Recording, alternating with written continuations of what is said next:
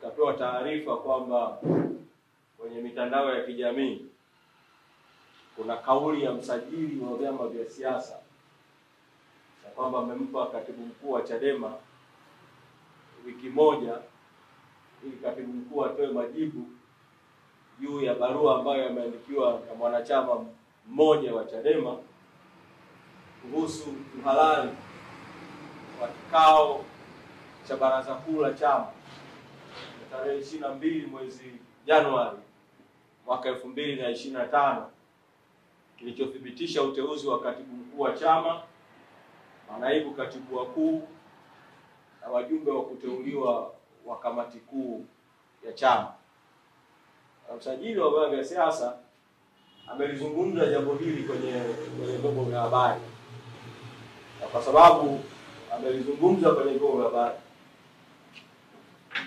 na mimi kwa nafasi yangu ya mtendaji mkuu, kabla hata haijafika hatua ya kuwasilisha majibu kwa waandishi kwake juu ya hayo ambayo ameshaanza kuyazungumzia kwenye vyombo vya habari, nataka niwahakikishie tu wanachadema na Watanzania juu ya hiyo tuhuma ambayo msajili wa vyama vya siasa ameisemea kwenye vyombo vya habari kwamba akisema kwamba tunapaswa tuwe tumepeleka majibu.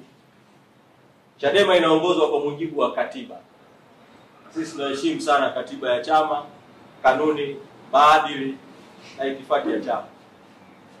Ibara ya 6.22 ya katiba ya chama inahusu uhalali wa vikao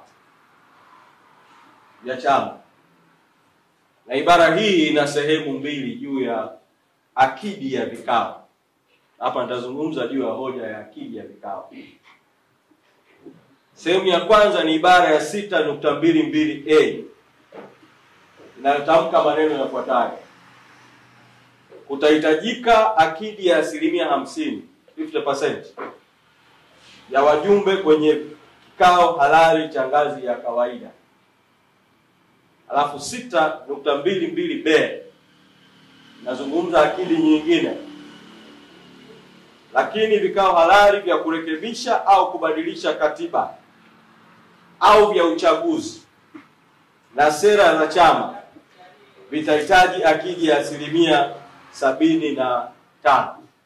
Kwa kuna akidi za aina mbili katika chama cha Chadema.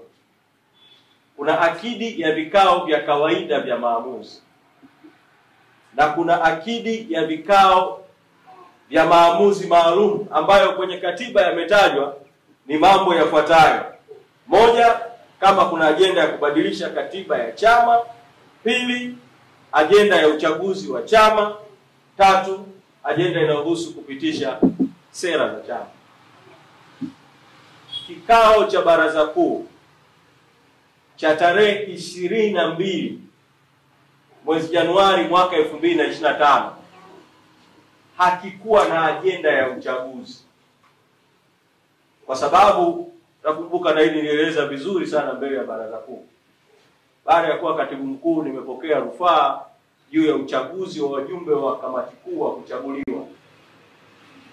Ajenda ya uchaguzi ikawa si sehemu ya ajenda ya kikao cha baraza kuu cha tarehe 22 mwezi Januari mwaka 2025.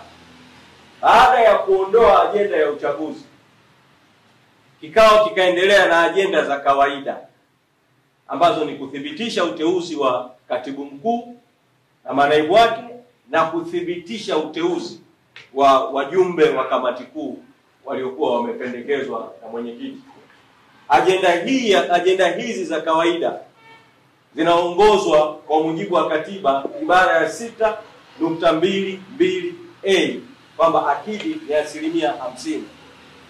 Katika kikao cha baraza kuu cha tarehe 22 mwezi Julai, idadi ya wanachama viongozi waliokuwepo, wajumbe wa baraza kuu ambao walisaini wenyewe, sio tu kwa kuandikiwa majina. Bahati njema sana kwenye kikao kile cha baraza kuu, kila mjumbe aliandika jina lake kwa mkono wake mwenyewe, cheo chake kwa mkono wake mwenyewe, eneo lake analotoka kwa mkono wake mwenyewe, nambari yake ya simu kwa mkono wake mwenyewe, na akasaini kwa mkono wake mwenyewe.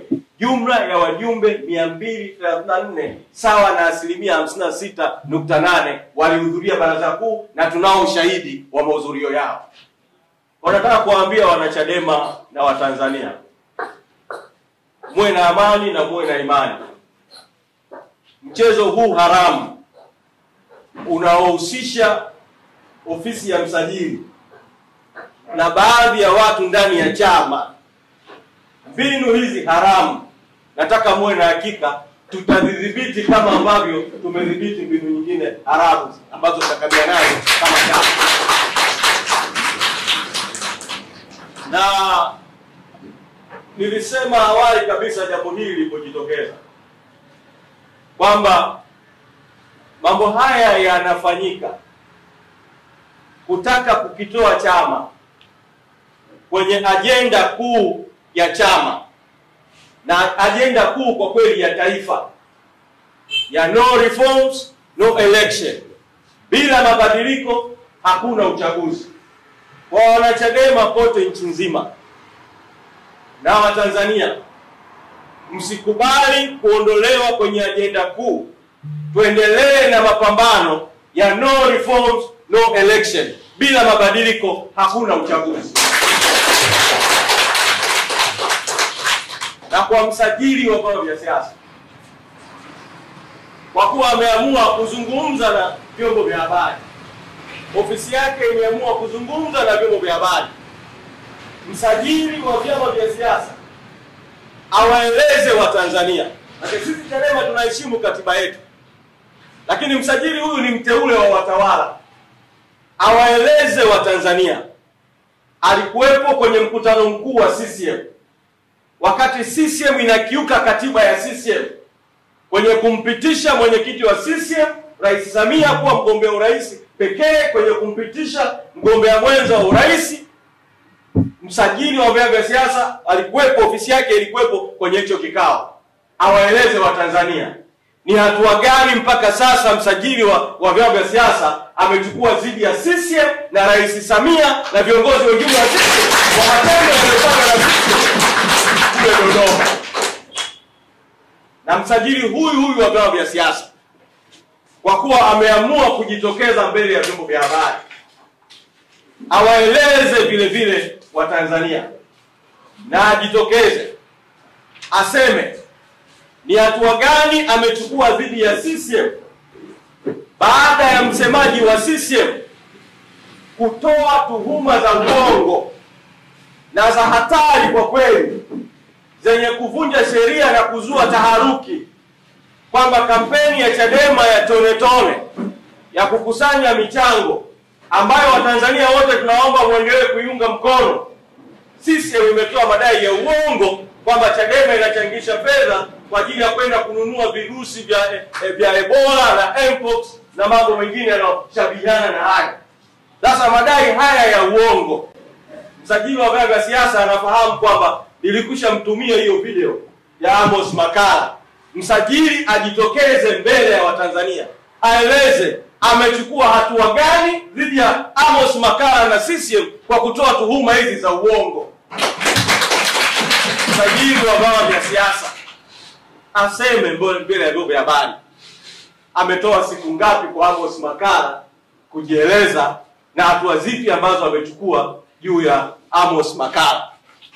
Kwa Watanzania wote nasisitiza kwamba tujikite kwenye ajenda kuu ya taifa. No reforms, no election. No reforms, no election. No reforms, no election. No reforms, no election. Tuna sababu nyingi sana za kusema kwa nini bila mabadiliko hakuna uchaguzi. Wakati nazungumza na nyinyi hapa kwenye mafunzo ya ndani, viongozi wengine wakuu wa chama wakiongozwa na mwenyekiti na makamu mwenyekiti wako kwenye mapambano ya jukwaani kupitia mikutano ya hadhara. Na nyinyi sasa wako kanda ya Nyasa, sisi tunakuja kuendesha mafunzo, maandalizi yataendelea.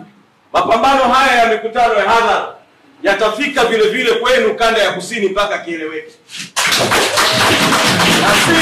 Na si kanda ya kusini, tutazunguka kanda zote za nchi hii kuwaunganisha Watanzania kwamba bila mabadiliko hakuna uchaguzi. Madhara ambayo tumekwisha yapata kama taifa kwenye chaguzi za ovyo, uporaji wa demokrasia kwenye uchaguzi wa vijiji na vitongoji 2019, uporaji wa demokrasia kwenye uchafuzi wa mwaka 2020, ubakaji wa demokrasia uliotokea kwenye uchaguzi kinachoitwa uchaguzi wa tarehe 27 Novemba mwaka 2024. Tumesema hali hii imetosha. Tunataka mabadiliko ya kikatiba na ya kisheria na ya kikanuni na ya kiuongozi na ya kiutendaji yatakayohakikisha chaguzi huru na haki katika nchi yetu. No reforms, no election. No reforms, no election. Bila mabadiliko hakuna uchaguzi. Bila mabadiliko hakuna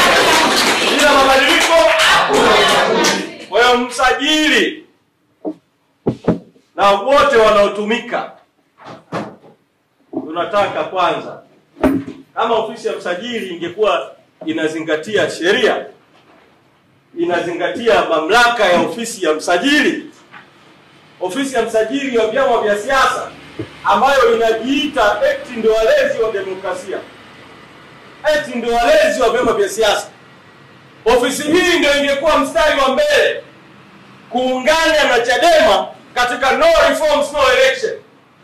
Badala yake ofisi hii inatumika kama kichaka cha kuishambulia Chadema. Sasa sisi tutajibu mashambulizi.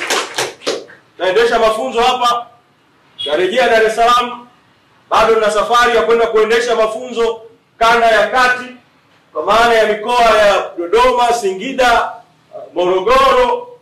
Tutakwenda kanda kwa kanda kuendesha mafunzo. Lakini pamoja na kuendesha mafunzo, wakati tukiendelea na mafunzo, maelekezo, kukagua uhai wa chama kupitia vikao vya ndani, timu zingine zinaendelea na mashambulizi kupitia mikutano ya hadhara, pamoja na kuwa kwenye mzunguko huo mikoani. Lakini tuhakikishie tu wanachadema kwamba jitihada hizo zinazoendelea kufanywa tutazidhibiti kwa haki kabisa, kwa kuzingatia katiba, kanuni, maadili, itifaki ya chama na mwelekeo wa chama kwa ujumla. Asanteni sana, nimefungua mafunzo haya. Sitaki kutoa hotuba ndefu ya ufunguzi ili tujikite zaidi katika mafunzo.